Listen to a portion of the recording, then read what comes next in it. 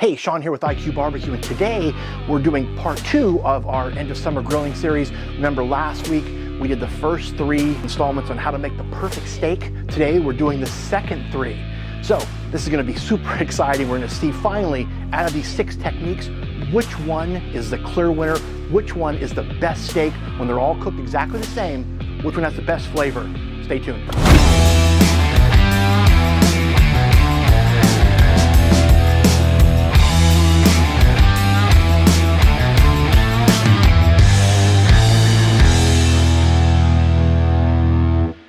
Okay, so remember last week in part 1, we started with 3 ribeye steaks from Snake River Farms, all exactly seasoned the same, just salt and pepper, but we cooked one sous vide, the second reverse seared, and then the third in that 1500 degree infrared cooker. And out of all of those, the clear winner was the reverse seared steak. It just looked better, it tasted a little more woodsy because we had it in the smoke fire for about a half an hour and then seared it at the end, had that perfect crust. I mean, none of the steaks were bad, but that one was just a little better. So today we're starting with these 3 steaks.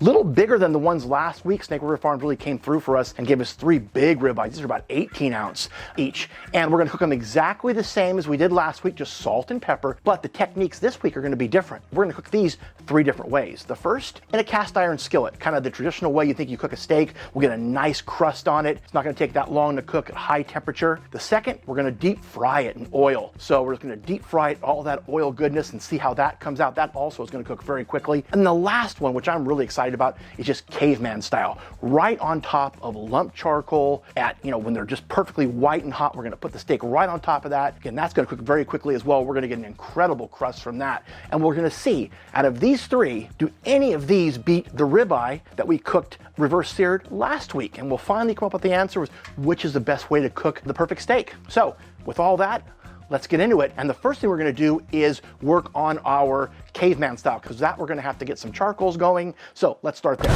Okay, so we're gonna start here with our charcoal chimney. We have it filled with lumped charcoal, and that's a good point. You always want to use lumped charcoal when you're going to do caveman, because you don't want to use briquettes, because that ash is going to get all over your steak. So you don't want to ever do that. Lumped charcoal is what you want, but we need it to be white hot, because as soon as we put that cold steak on it, it's going to immediately bring the temperature down dramatically. So these have to be white hot. We'll start them in the charcoal chimney. We'll pour it into our PK grill. And if you've never used a PK, a portable kitchen grill, you're in for a treat, because if you ever go to a steak competition, this is the grill you see everywhere, and almost always the winning grill. It cooks at a very high temperature. It's all aluminum. You're gonna get a treat in seeing this today. So let's start there. Let's get this chimney lit and get this lumped charcoal going. Okay, so now the PK is heating up. Let's get our oil in our fryer.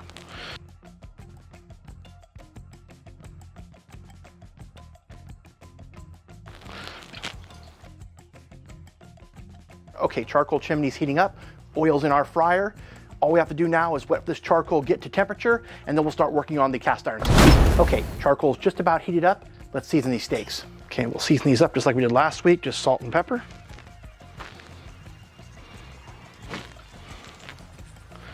Okay, like last week, I'll put a little bit on the board here. Again, when you season your steaks, all sides, even the outsides, gotta make sure you get that seasoning all the way around it. All right, perfect. Okay, let's get our charcoal poured into the PK, and let's get that first cowboy steak on. Okay, let's dump our charcoal.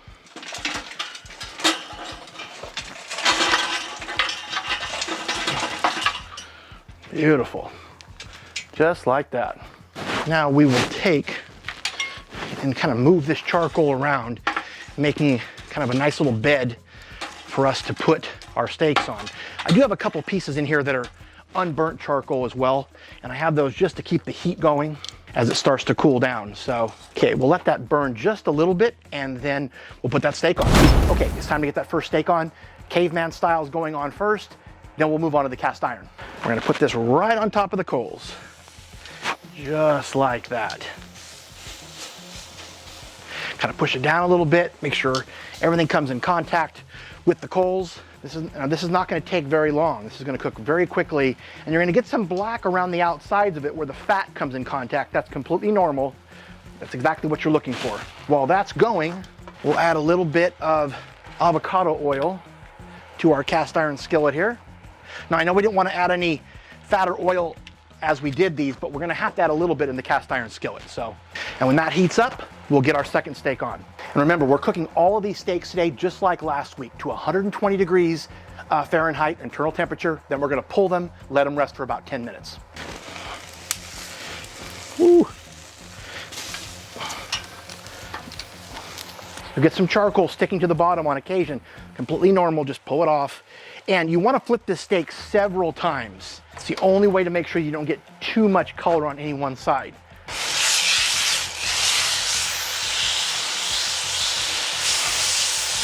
Beautiful. So I have this set at just above medium temperature. Okay, let's go back to our caveman steak here. Beautiful, I can go a little longer. And you'll see the charcoals underneath this really get that black color coming back on them again because they cool down so quickly. So that's why it's important to have the lump charcoal at the, at just white hot temperature. You can see here the fat really starting to burn, and that's exactly what you want. That's that flavor you're looking for.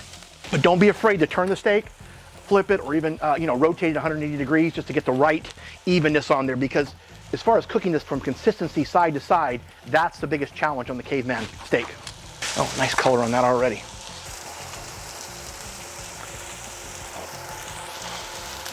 Okay, let's take a quick look here.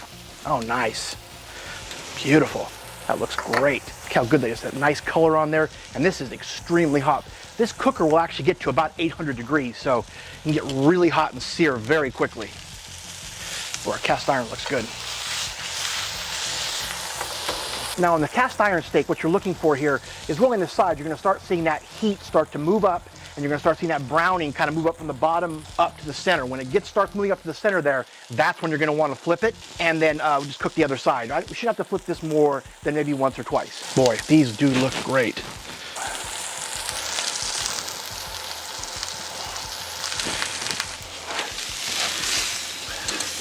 Whew. Just fell apart on the side there. Okay, so the caveman's now been on for about 7 minutes. We're gonna go ahead and probe this thing and see where we are. Beautiful. 118. And I think I'm gonna pull it right there. I don't think there's any reason to let it go any longer. Okay, the cast iron steak is now getting nice and brown. We're gonna go ahead and turn this. Oh, nice, look at that. And again, don't worry about these darker edges. That's what you want. That's that fat getting a nice color on. That's exactly what you're looking for. So don't be afraid of that at all.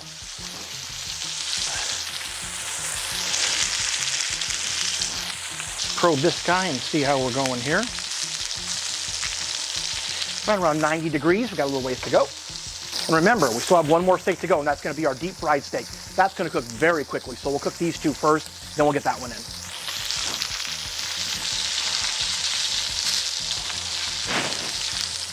Okay, let's see how this is going.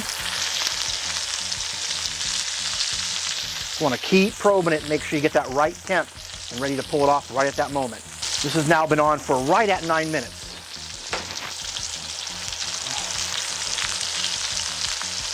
Boy, 119, and I'm going to pull it right there. And before I do, let's get these sides a little bit here.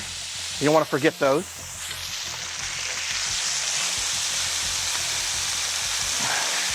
Just to get some nice color on them. Top a little bit. All right, and then the bottom.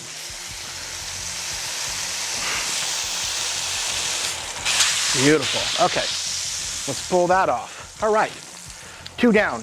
Now the deep fried steak. Okay, oil's ready, 350 degrees Fahrenheit. Let's put the steak in.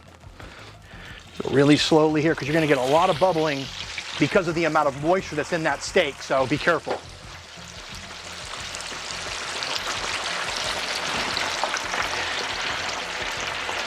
And this is not going to take very long, just a couple minutes to get this thing done. You can see that surface agitation. There's so much moisture in the steak, that's going to happen every time. So just be careful of the splatter because you're going to get a lot of oil splattering around the cooker. Okay, so the internal temperature is already up to 85 degrees. What I did here is I put one of our meter probes inside of the steak. They're submersible, so you can put them right in the oil and they work just fine. It's a perfect way to get your internal temperature without having to pull the steak in and out of the oil. Okay, the meter says we only have 4 minutes to go, so quick, up to 110 degrees already. Let's get our pan ready to go here, and we'll get these steaks cut and see how they come out. Okay, it says it's done. Ooh, look at that. Look how good that looks. See the other side. Oh, wow. How great looking is that? Okay, let's pull it off, set it aside. Let's taste these guys. Okay, they're all done and they look incredible. So remember, we have our steak we cooked in the deep fryer, the steak we cooked in the cast iron skillet, and then the cowboy steak. Now the cowboy steak admittedly kind of fell apart on me a little bit here, but that's okay. It's still gonna be just fine. Let's cut these three and see how they look inside, and most importantly, how they taste. Okay, let's start with our deep fried steak.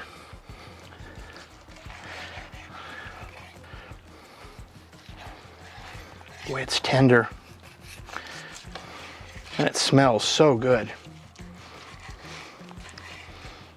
Oh, wow. I'll tell you what, looks pretty darn good too. Look how good that steak looks. Okay, now our cast iron steak.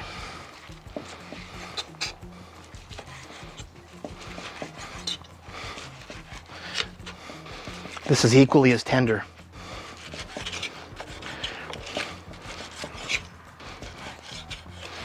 Ooh, well, I'll tell you what, that looks really good too.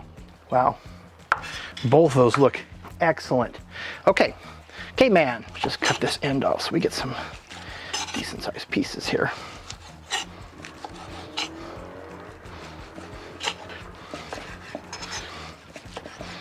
This one unfortunately really fell apart on the coals, so it may not look quite as appetizing when we're done cutting it here, but it looks perfect inside, and I love the crust on it. See if we can pretty it up a little bit here.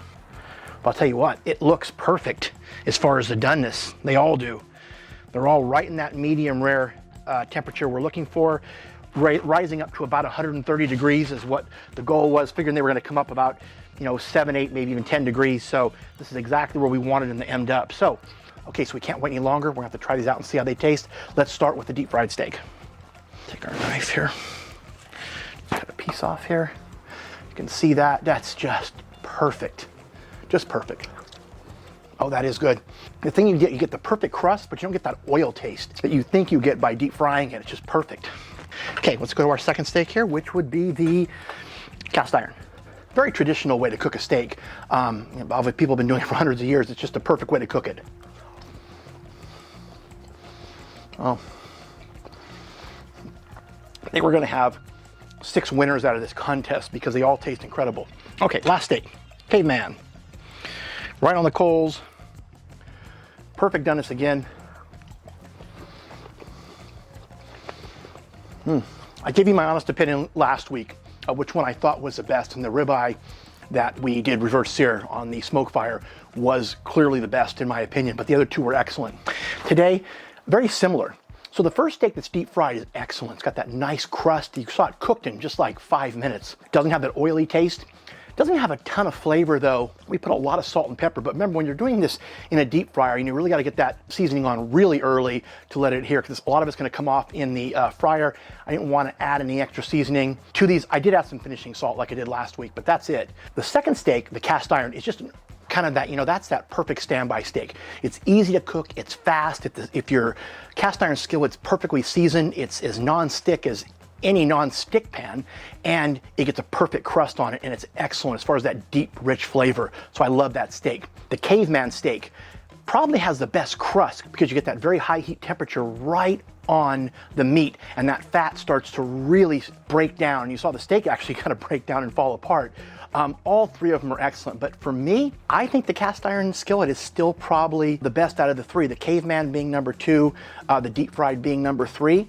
But with all that being said, the ribeye from last week that we cooked reverse sear on the smoke fire is still clearly the best. And I think the reason is that ribeye, again, about 30 minutes on the smoke fire at 200 degrees, got some smoke in there. We used a combination of hickory and mesquite, so it got some really good flavor in it. Then we seared it, and I think the difference is you get that woodsy, really barbecued flavor that you can't get through the other techniques as much. They're all excellent, and the deep fried one is actually surprisingly good. I thought it might be oily and greasy, but it's not at all. So again, I hope you enjoyed this series. I enjoyed making it for you. We're gonna do more of these. We'll do 2 or 3-part series where we'll show you different techniques to cook the same type of protein. And so I hope you enjoyed that. Any comments you might have, make sure you leave them down below, because everything we cook here are based on comments we get from you. So again, I enjoyed making this for you. I hope you enjoyed it as well. Make sure you hit that like button and subscribe to our channel. And don't forget that post notification bell so you get notified whenever we put out a new video. Because remember, YouTube does not notify you unless you hit that bell. And then lastly, follow us on our other social media channels